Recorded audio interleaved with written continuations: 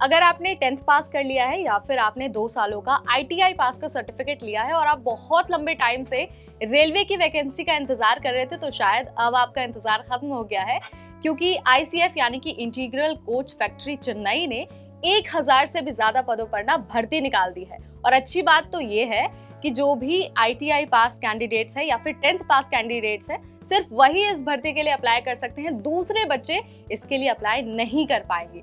तो इसकी पूरी डिटेल क्या है, आप कहां पर जाकर अप्लाई कर पाएंगे, कब से कब तक अप्लाई कर पाएंगे और साथ ही आपका सिलेक्शन कैसे होगा, सारी चीजें आपको इसी वीडियो में बताएंगे बहुत ईजी लैंग्वेज में। तो चलिए शुरू करते हैं।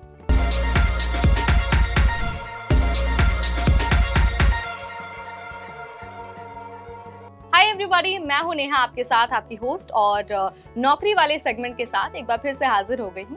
आज बात हो रही है ICF में अप्रेंटिस पदों पर भर्ती के बारे में।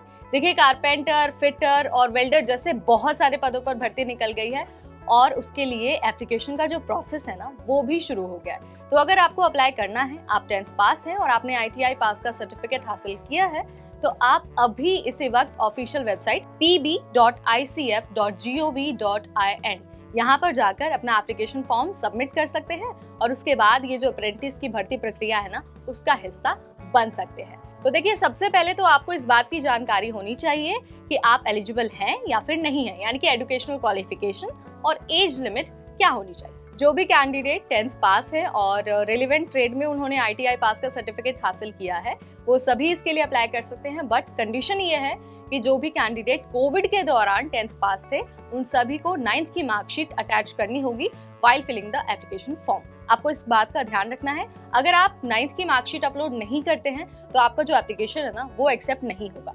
ठीक है, उसके बाद अब हम बात कर लेते हैं कि आपकी एज लिमिट क्या होनी चाहिए। तो देखिए, मिनिमम एज इस अप्रेंटिस के लिए 15 साल रखी गई है और मैक्सिमम 24 साल रखी गई है। इससे कम या फिर इससे ज्यादा अगर आपकी एज होती है तो भी आप अप्लाई नहीं कर पाएंगे। आपको इस बात का बहुत अच्छे से ध्यान रखना है।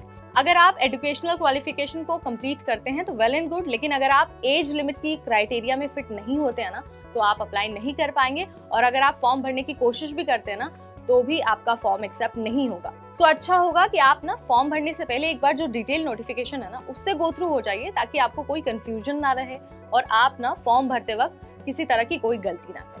ठीक, इसके बाद हम बात कर लेते हैं कि आपका इन पदों पर जो 1000 के करीब पद हैं, उसमें सिलेक्शन कैसे होगा।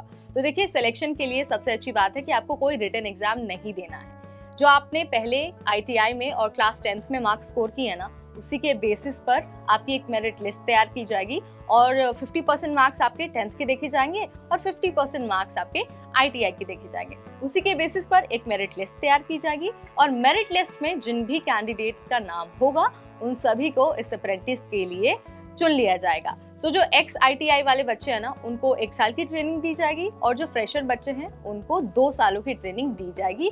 इस दौरान सारे कैंडिडेट्स को स्टाइपेंड भी मिलेगा। आपको इस बात की भी जानकारी होनी चाहिए। तो चलिए, आपको एक बार क्विकली आइडिया दे देते हैं कि कौन से स्टूडेंट्स को, कौन से कैंडिडेट्स को कितना स्टाइपेंड मिलने वाला है। सो जो फ्रेशर हैं, जिन्होंने क्लास 10th पास कर लिया है, उन्हें 6000 रुपए हर महीने मिलेंगे स्टाइपेंड के रूप में।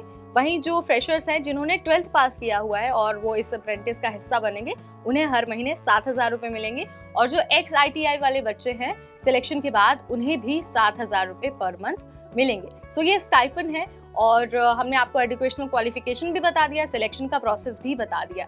बट फिर भी हम आपको ये सलाह देंगे कि एक बार अप्लाई करने से पहले ना डिटेल नोटिफिकेशन आप जरूर चेक कर लीजिए, ताकि किसी भी तरह की कोई शंका आपके मन में ना रहे। कोई सवाल है तो उसका आंसर भी आपको मिल जाए। वैसे तो हम अपने वीडियोस के जरिए पूरी कोशिश करते हैं कि वैकेंसी की सारी डिटेल आपको बता दें, तब भी आप एक बार डिटेल नोटिफिकेशन जरूर पढ़ लीजिए। तब भी कोई सवाल आता है, कोई और शंका होती है, तो आप हमसे कमेंट के जरिए पूछ सकते हैं। हम वहां पर भी कोशिश करेंगे कि आपके हर सवाल का आंसर दे पाए। फिलहाल इस वीडियो में इतना ही। अगली बार फिर आएंगे एक नए नौकरी वाले नोटिफिकेशन के साथ, एक नई वीडियो के साथ। तब तक मुझे यानी नेहा को दीजिए इजाजत। Stay tuned to NBT Tech Ed।